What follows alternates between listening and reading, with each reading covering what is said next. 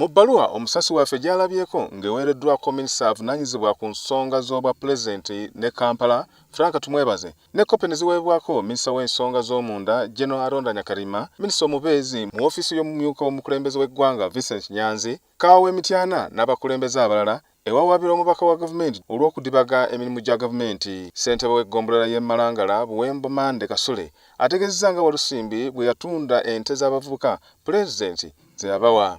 Zatundirwa mu kompawundi ye. Bwe nagezaako okumunnyonnyola nti kikolwa kibi, yalufuula lutalo. N'atakoma ku ekyo, ensigo za naadi ze zaagabiddwa ku sizoni eno, abantu b'ewange bonna ensigo baafuna nvundu era ne bazisimba ne zitamera.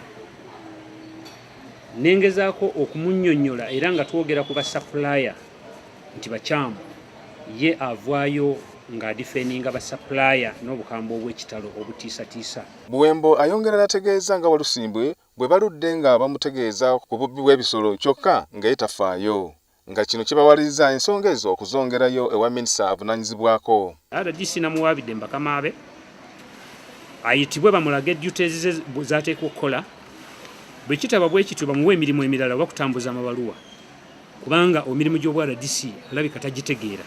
Kubanga omubaka wa Pulezidenti emirimu gy'ateekeddwa okukola kwe kulondoola enteekateeka za gavumenti, okulaba nga ziteekeddwa mu nkola, abantu nga bakuumiddwa bulungi n'ebyabwe, naye kati mu Malangala abantu n'ente bagenda kusula nazo mu nju.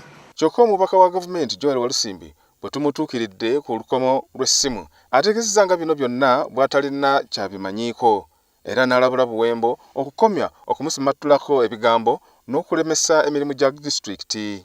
Ekyamuwandiikisa ebbaluwa oyo muganda wange kumunenyaako n'ayagala looza afune one stopping okwogera ekigambo kye nali njogera. Singa mbadde byenkola sibitegeera yandibadde n'omuntu omutuufu.